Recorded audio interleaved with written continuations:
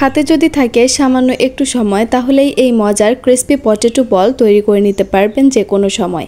এটা বাড়ির ছোট থেকে বড় সবাই অনেক বেশি পছন্দ করবে।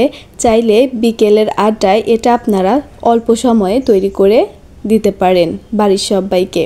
আশা করছি রেসিপিটা আপনাদের সবার ভালো লাগবে, তাহলে শুরু থেকে শেষ পর্যন্ত রেসিপিটা দেখতে থাকুন। আমার রেসিপিটা যদি আপনাদের ভালো লাগে লাইক কমেন্ট এবং শেয়ার করবেন, আর যারা আমার চ্যানেলটাতে নতুন আমার চ্যানেলটা সাবস্ক্রাইব করে পাশে থাকা বেল বাটনটি বাজিয়ে দেবেন, এতে করে আমার ভিডিওর নোটিফিকেশান সবার আগে আপনি পাবেন।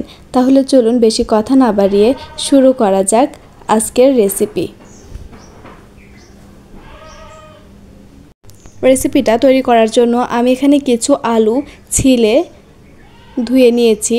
এবার আমি একটি গ্রেটারের সাহায্যে এটা গ্রেট করে নিচ্ছি। গ্রেটারের মোটা ছিদ্র দিয়ে আমি এগুলো গ্রেট করে নিচ্ছি।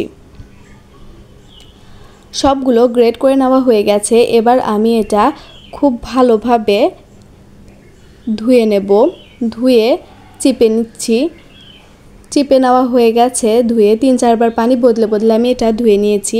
এবার আমি দিয়ে দিচ্ছি 1 চা চামচ মরিচের গুঁড়ো, 1/2 চা চামচ হলুদ গুঁড়ো, দিয়ে দিচ্ছি আমি পরিমাণ মতো লবণ আর 3 টেবিল চামচ পরিমাণ চালের গুঁড়ো।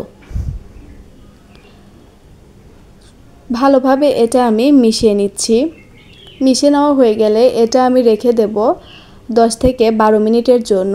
এরই মধ্যে এটা থেকে অনেকটা পানি ছেড়ে দেবে। অনেকটা পানি ছেড়ে দিয়েছে। এবার আমি এটা অল্প অল্প করে নিয়ে এইভাবে চিপে চিপে গোল করে নিচ্ছি। আর এদিকে আমি চুলায় পর্যাপ্ত পরিমাণের তেল খুব ভালোভাবে গরম করে নিয়েছি। এটা অবশ্যই ভালোভাবে গরম করে নিতে হবে। আর এই বলগুলো চিপে চিপে শেপ দিয়ে তেলের মাঝে দিয়ে দিচ্ছি। আর এটা মিডিয়াম আঁচে আমি ভেজে নিচ্ছি সুন্দর একটি কালার আসা পর্যন্ত। সুন্দর একটি কালার চলে এসেছে আর এটা অনেক ক্রিস্পিও হয়ে গেছে। এবার আমি এটা তেল ঝরিয়ে উঠিয়ে নিচ্ছি।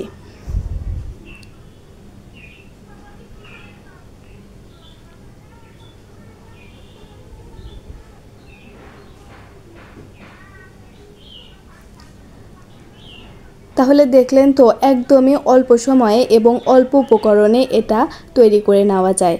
তাহলে আর ভাবছেন কি, আজকে বিকেলে এটা তৈরি করে বাড়ির সবাইকে দিন, দেখবেন সবাই অনেক বেশি পছন্দ করবে। তাহলে আজ এ পর্যন্তই। আল্লাহ হাফেজ।